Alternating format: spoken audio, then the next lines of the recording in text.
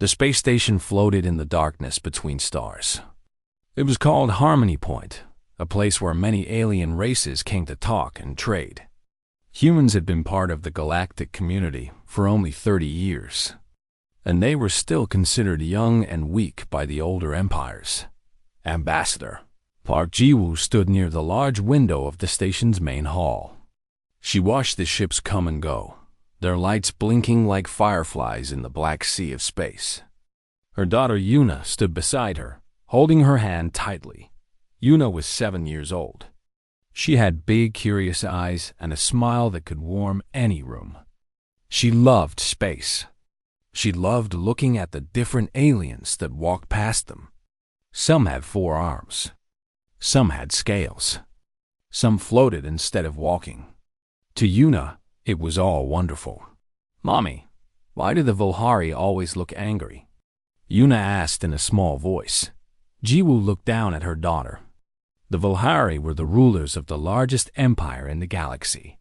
They were tall, with gray skin and sharp teeth.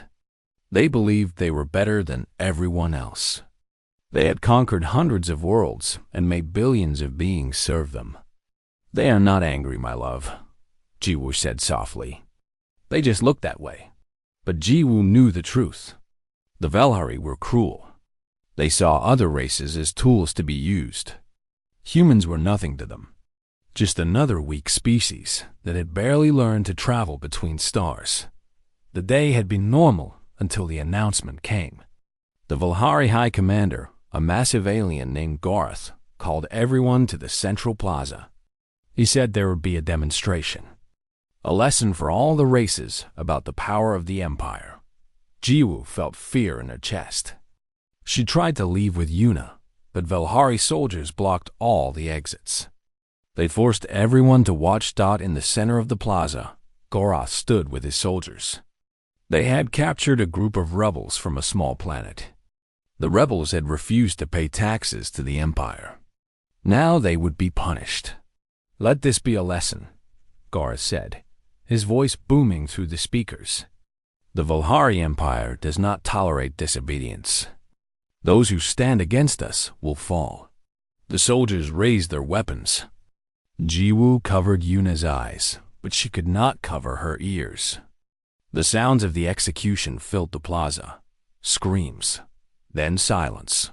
Yuna was shaking. Ji-woo held her close. "It's okay, baby. It's okay. Don't look." But then something went wrong.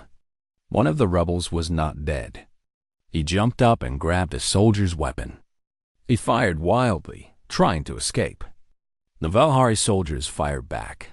The shots went everywhere. Ji-woo felt something hit her arm. Pain exploded through her body. She fell to the ground, still holding Yuna.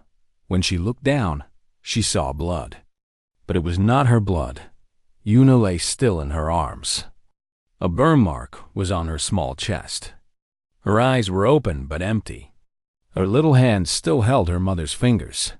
"No," Ji-woo whispered. "No, no, no, no, Yuna." She screamed. She screamed until her throat was raw. Other humans rushed to help her, but there was nothing anyone could do. Her daughter was gone. Her little girl who loved the stars was dead. Garth walked over. He looked down at Ji-woo and her dead child like they were insects. His face showed no emotion. "Unfortunate," he said simply. The human child was in the wrong place. Collateral damage. "It happens." Ji-woo looked up at him through her tears. Her whole body was shaking with grief and rage. "She was 7 years old," Ji-woo said, her voice breaking. "She was innocent." Garth shrugged his massive shoulders. "All lesser beings are expendable. Your species should learn its place. The Empire will send a small payment to your government. Consider the matter closed." He turned and walked away. Ji-woo held Yuna's body for hours.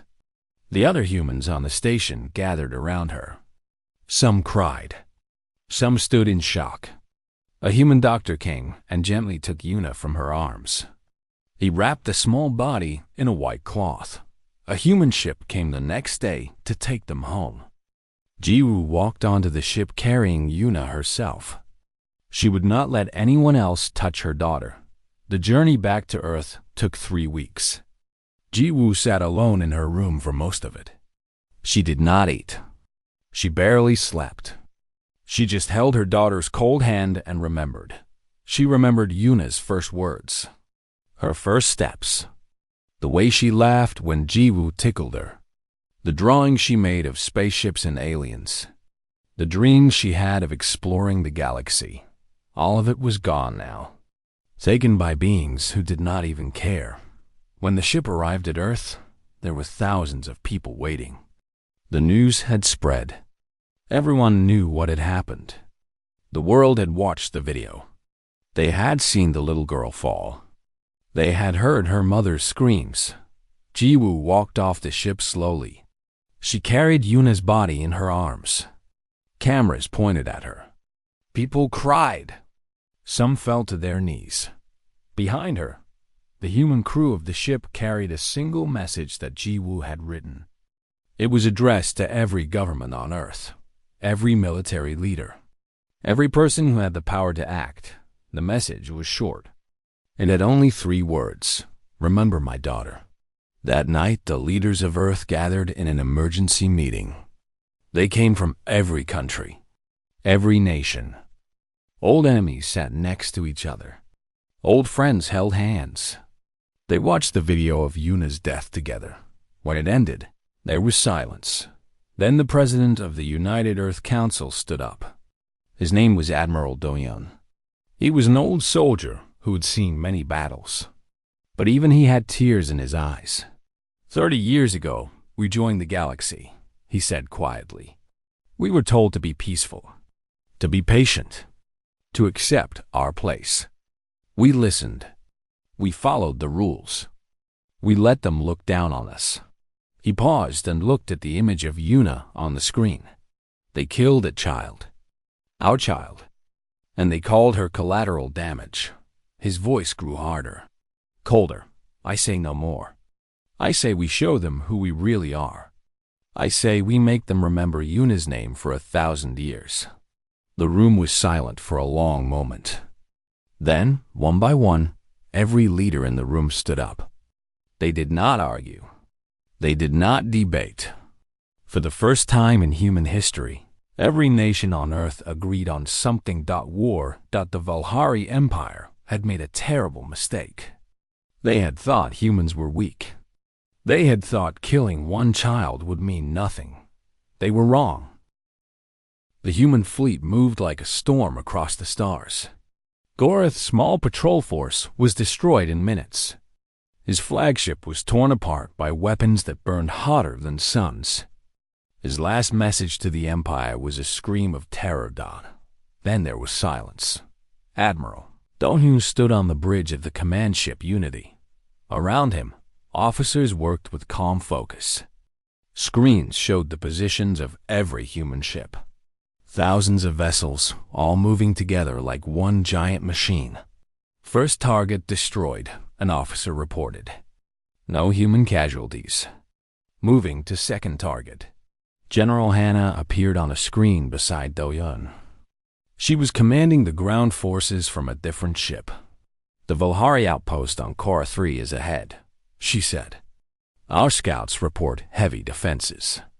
They know we are coming. Dawn nodded. Good. I want them to know. I want them to feel fear before they die. The fleet moved toward Korra 3. It was a military base on a rocky moon. The Valhari had placed it there to watch human space. Now, it would be the first to fall. The Valhari commander at Korra 3 was named Theron. He was not as cruel as Garth, but he was loyal to the Empire. When he saw the human fleet approaching, he could not believe his eyes. This is impossible, he said to his officers. Where did they get so many ships? Our intelligence said they only had a few hundred vessels. Sir, what do we do? An officer asked. Theron straightened his back. We fight. We are Valhari. We do not run from lesser races. He sent a message to the approaching humans. Human fleet, you are entering Velhari space. Turn back now or be destroyed. The Empire will crush you like the insects you are. The reply came quickly. It was from a young commander named Tayan. His face was hard, and his eyes showed no mercy. You call us insects. You call us lesser. But insects can swarm. Insects can sting. And sometimes, insects can bring down giants. The attack began. Human fighters poured from the carrier ships like angry bees. They were faster than anything the Velhari had seen. They moved in patterns that were impossible to predict. The Velhari guns could not hit them. Then came the big ships. The human battleships opened fire with weapons that glowed blue and white. The shots punched through Velhari shields like they were made of paper. Explosions lit up the darkness of space. Theron watched in horror as his defenses fell apart. Ship after ship was destroyed. His soldiers fought bravely, but it was not enough. The humans were too fast, too strong, too angry. Send a message to the Emperor. Theron shouted. Tell him what is happening. Tell him the humans are not weak. Tell him. His words were cut off as a human missile hit his command center. Theron died without finishing his sentence. Korra 3 fell in 3 hours. The human fleet barely slowed down. News of the attack spread across the galaxy like wildfire. Other alien races watched in shock. The Velhari, the mighty rulers of 1,000 worlds, were losing to humans. The species everyone had called weak and primitive. The Galactic News Network broadcast footage of the battle. Commentators who had once laughed at humanity now spoke with fear in their voices. This is unlike anything we have seen, one reporter said. The human weapons appear to be decades ahead of what we believed they had. Their tactics are brilliant and brutal. The Velhari are being pushed back on every front. In the palace of the Velhari Emperor, there was panic. Officers ran through the halls with reports of more defeats. 3 outposts had fallen in a single day. A Velhari fleet sent to stop the humans had been destroyed completely. The Emperor, an ancient Velhari named Vorath, sat on his throne in silence. He had ruled for 200 years. He had crushed a dozen rebellions. He had never known defeat. Now he was afraid. How is this possible? He asked his advisors. How did we not know about their true strength? An intelligence officer stepped forward nervously. Great Emperor, the humans are masters of deception. They showed us only what they wanted us to see. Their true fleet was hidden. Their true weapons were secret. We made a mistake. A mistake? Vorath's voice was cold with rage. A mistake? You call this a mistake? They are burning our worlds. He stood up from his throne. Send every ship we have, every soldier, every weapon. Stop them now. But it was too late for that. The human fleet had already split into multiple groups. They attacked from every direction at once. Velhari commanders could not keep up. By the time they defended one system, the humans had already taken 2 more. Commander Tayan led the main attack force. He was young, only 32 years old. But he fought like a demon. His ship, the Vengeance, was always at the front of every battle. Before each fight, he would broadcast a message to the Velhari forces. 73 days ago, you killed a 7-year-old girl. Her name was Park Yuna. She liked to look at the stars. She dreamed of exploring the galaxy. You shot her and called her nothing. Now we have come to make you pay. Surrender, and you will live. Fight, and you will burn. Most Velhari chose to fight. They were proud. They believed they could win. They were wrong. System after system fell to the human advance. Military bases were destroyed. Supply lines were cut. The great Velhari war machine began to break down. Other alien races started to move. The ones who had been conquered by the Velhari saw their chance.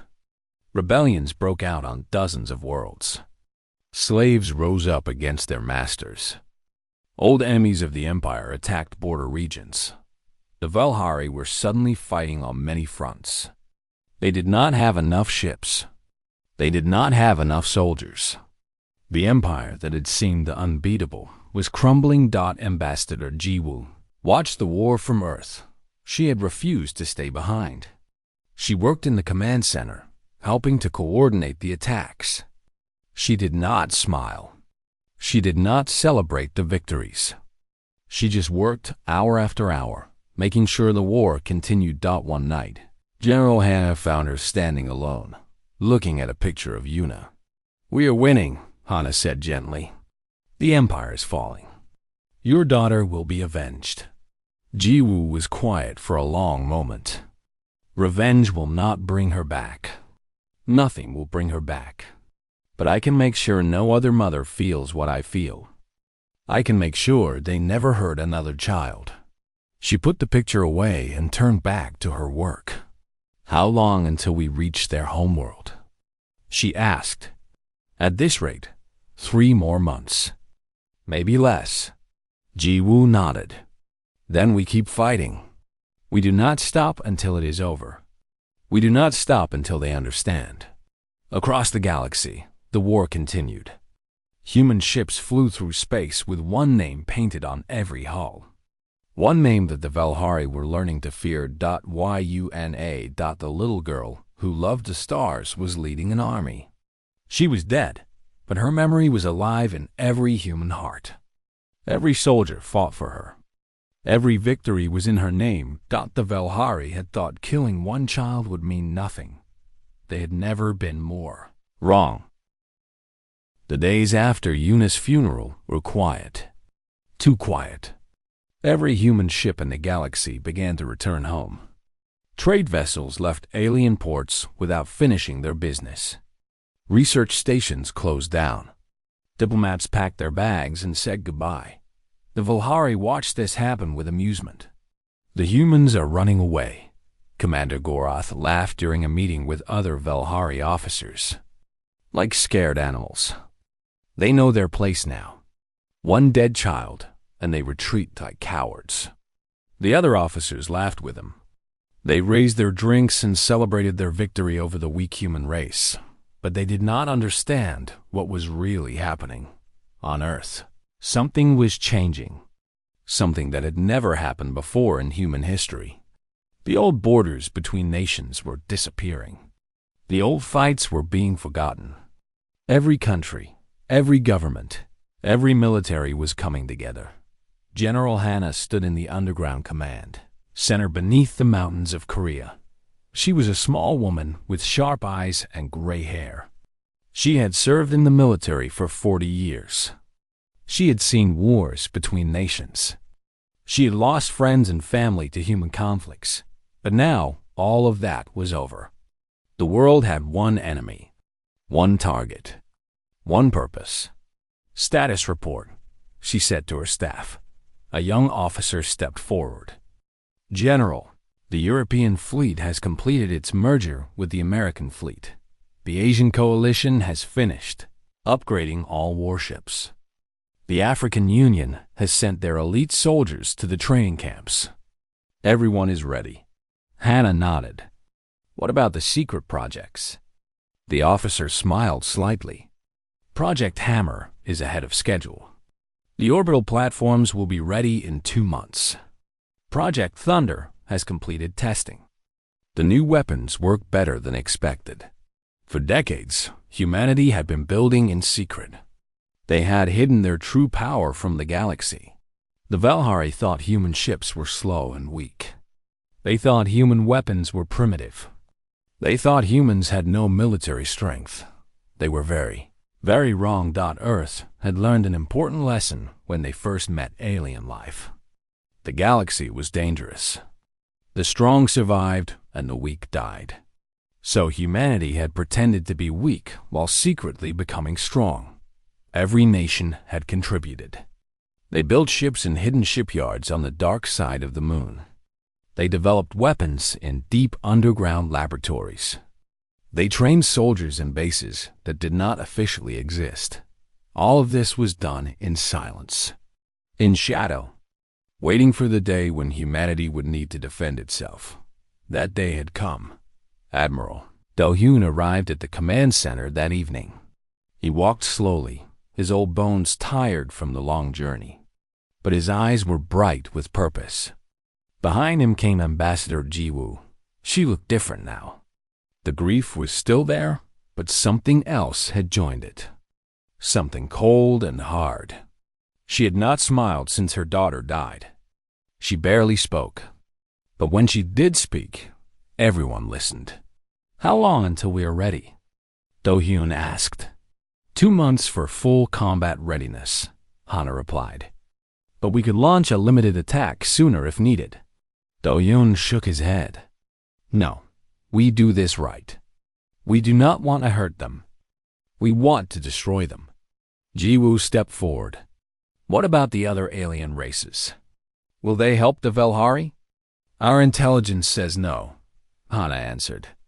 "The Velhari have many enemies. Most races hate them but are too afraid to fight.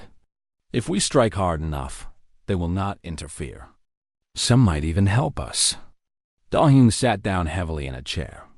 He looked at the map of the galaxy on the large screen. So many stars.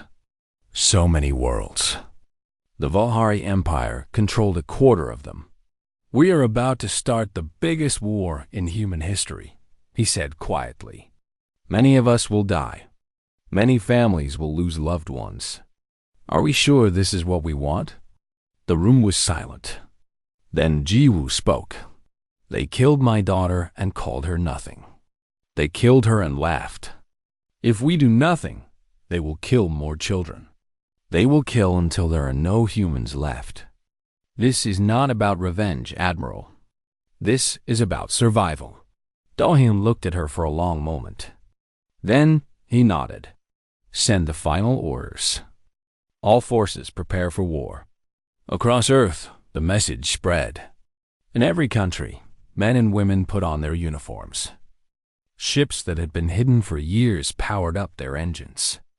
Weapons that had never been tested in real combat were loaded and ready. The people of Earth knew what was coming. They were afraid, but they were also angry. Every family had watched the video of Yuna's death. Every parent had imagined their own child in her place. Every person had felt the cold dismissal of the Velhari commander. In the cities, factories worked day and night. Workers who had made cars now made bullets. Scientists who had studied medicine now studied how to kill Velhari. Artists who had painted beautiful pictures now painted messages of war on the sides of ships. One message appeared everywhere. On walls, on ships, on uniforms. 3 simple words. Remember Yuna's name. Meanwhile, the Velhari Empire continued to laugh at humanity's retreat. They sent mocking messages to other races. They told stories about the cowardly humans who ran away after one small accident. Gorath, the commander who had dismissed Yuna's death, was promoted. He became a hero in the Empire. He gave speeches about how easy it was to control lesser races.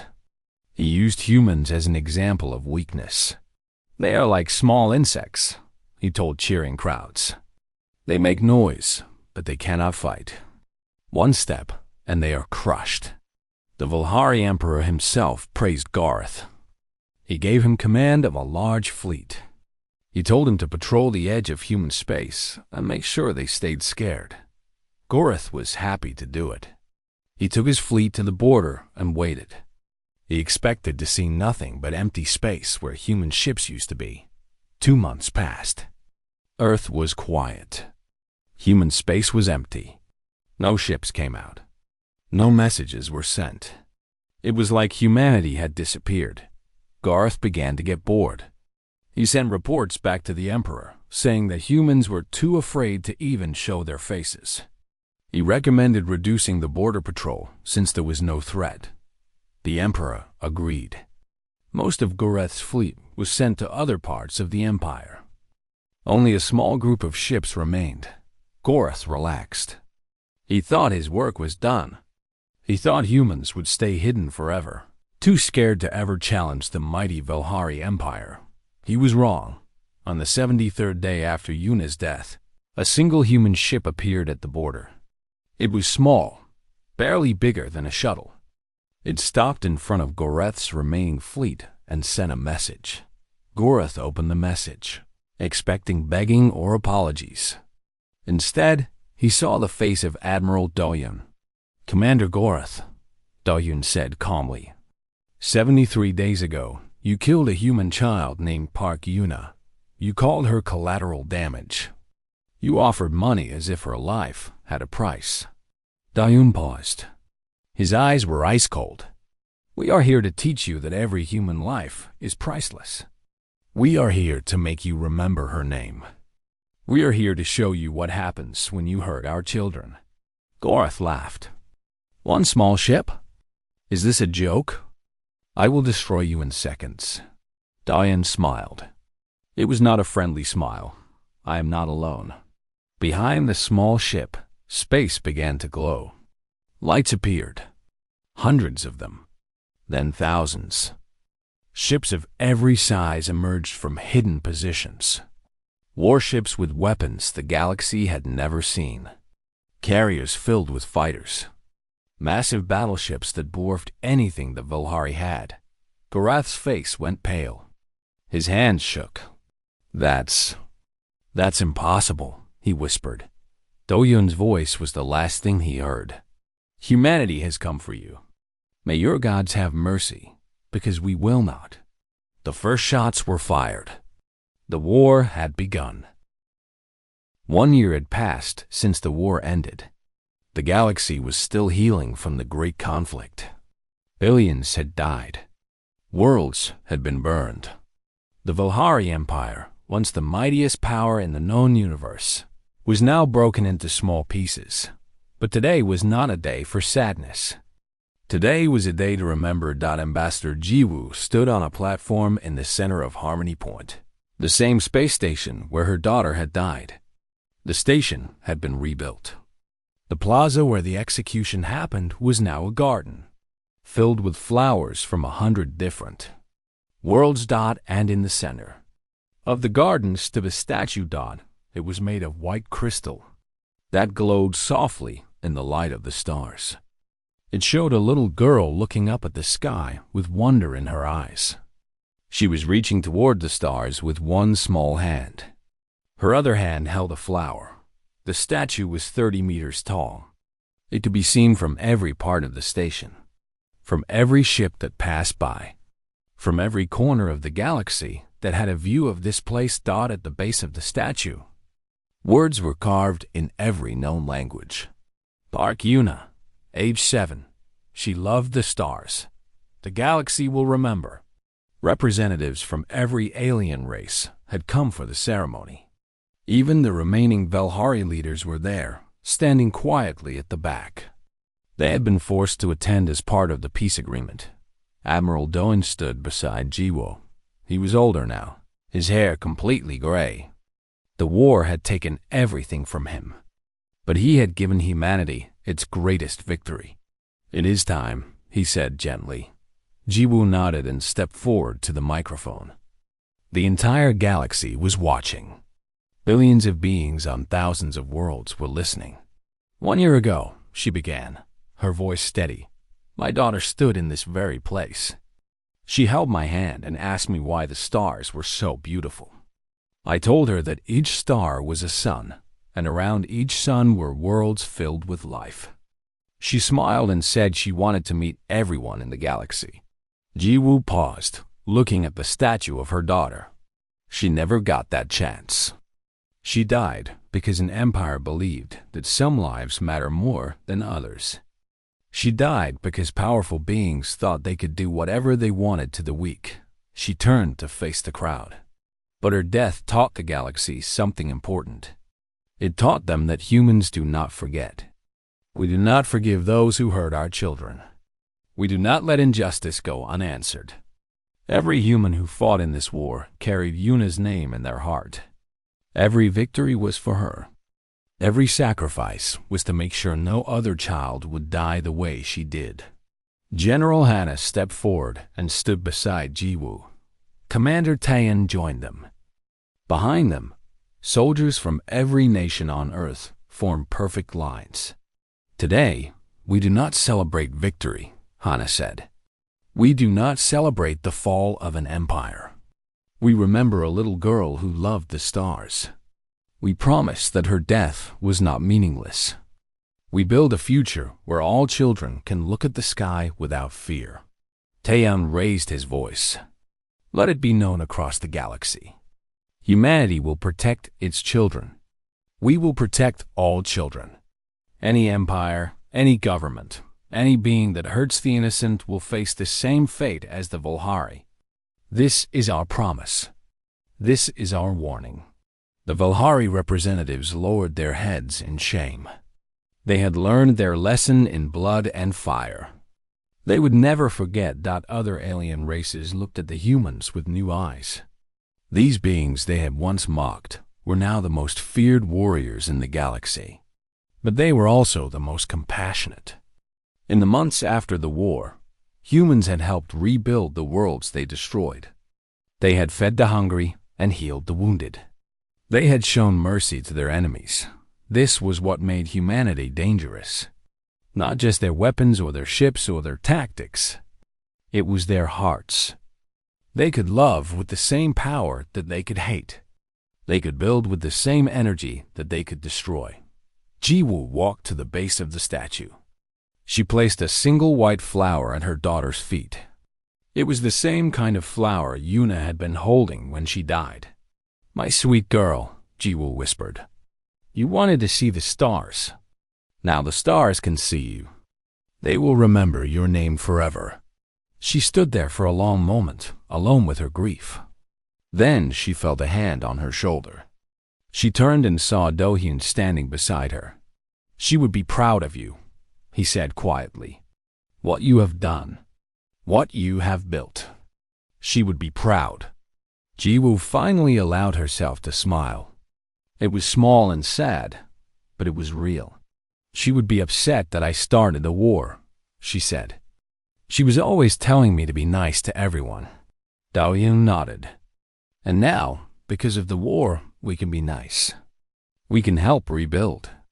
We can make sure peace lasts. The ceremony continued late into the night. Speeches were made. Songs were sung. Stories were told about Yuna, about the war, about the future. Children from Earth and from alien worlds placed flowers at the base of the statue until it was surrounded by a sea of colors. As the crowd finally began to leave, a young Velhari child approached Jiwoo. She was small, maybe the same age Yuna had been. Her parents tried to pull her back, but she broke free and ran to the human woman. I am sorry, the child said in broken human language. I am sorry about your daughter. She looks nice in the statue. Jiwoo kneeled down to look at the child. For a moment, she saw Yuna in those alien eyes. A child who was innocent, who did not understand war or hate, who just wanted to say kind words. Thank you, Jiwoo said softly. What is your name? The child answered. Viola, that is a pretty name. Jiwoo took a flower from the pile and handed it to the child. Take this. Remember Yuna. Grow up to be kind. That is all she would have wanted. Viola took the flower carefully. Her parents finally reached her, their faces filled with fear. But Jiwoo just smiled at them. Your child is brave, she said. Teach her well. Teach her that all life is precious. Teach her that the universe is big enough for everyone. The Velhari parents bowed deeply and led their daughter away. But Viola kept looking back, clutching the flower to her chest. Later that night, Jiwoo stood alone on the observation deck. She looked out at the stars her daughter had loved so much. Behind her, she could hear the sounds of celebration. People laughing, children playing, music drifting through the station. We did it, Yuna, she said to the stars. We made them listen. We made them care. The galaxy will remember you. Somewhere out in the darkness, a shooting star crossed the sky. Jiwoo liked to think it was her daughter, finally getting to explore the universe she had dreamed about. The war was over. The Empire had fallen. A new era had begun, and at the center of it all was the memory of a little girl who loved the stars. A little girl whose death had changed everything. A little girl named Yuna. The galaxy would never forget her name. The Velhari homeworld was called Velhar Prime. It was a massive planet with gray skies and tall black towers. For 1,000 years, it had been the center of the greatest empire in the galaxy. No enemy had ever come close to it until now. Commander Taeyan looked at the planet through the window of his ship. Behind him, the entire human fleet had gathered. Thousands of warships floating in the darkness like stars come to life. All ships report ready, an officer said. We are in position. Taeyan nodded. Contact Admiral Do-Yun. Tell him we are prepared to begin the final assault. The face of Admiral Do-Yun appeared on the screen. He looked tired. The war had lasted 4 months now. Many good people had died, but they had won every battle. They had pushed the Velhari back to their home. Commander, Do-Yun said, this is it. The moment we have been fighting for. Are your people ready? Yes, sir.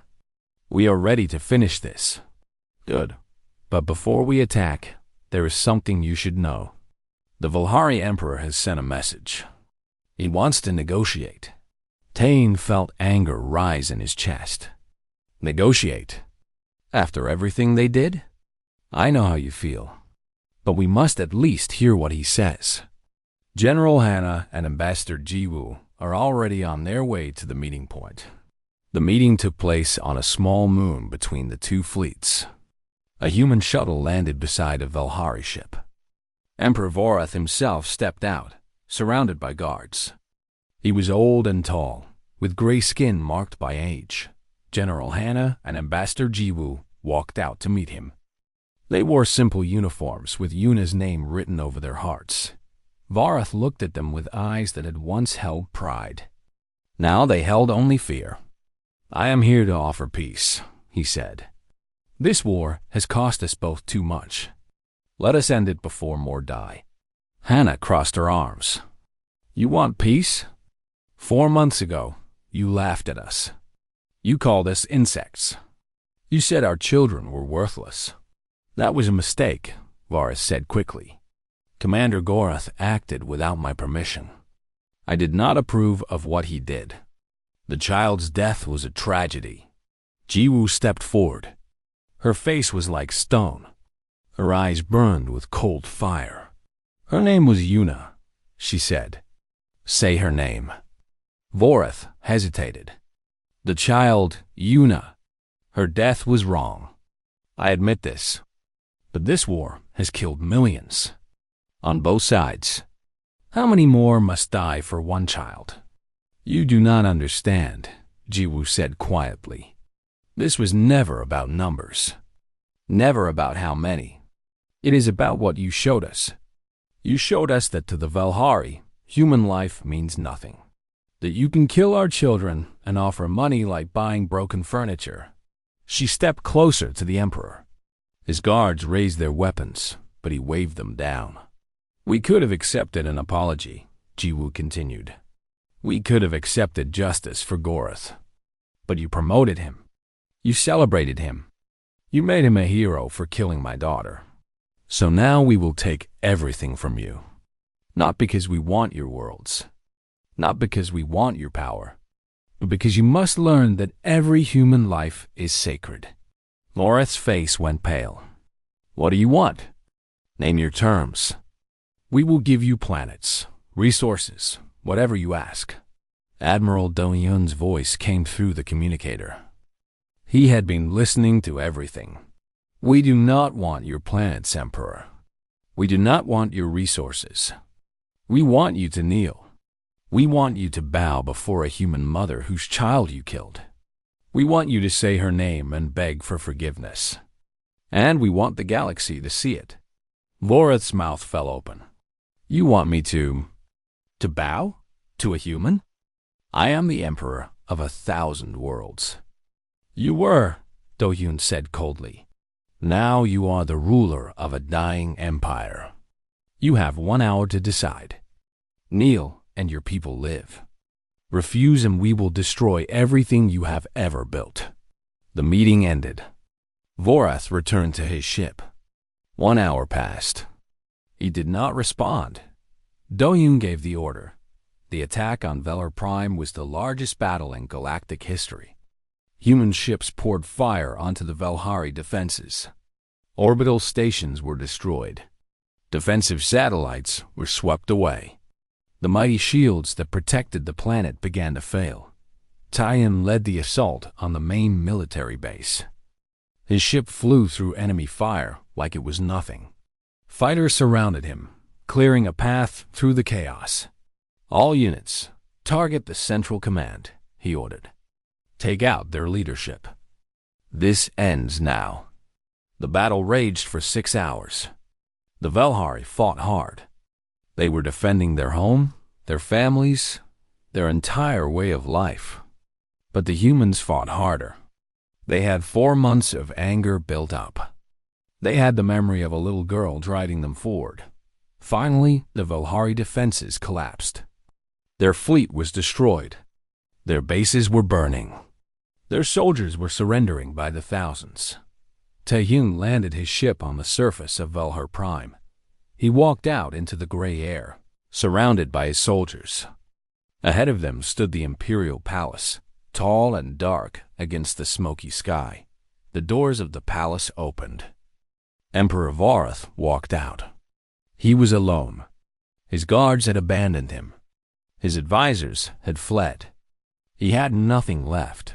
He walked toward Taeyan and stopped. For a long moment, the two of them just looked at each other.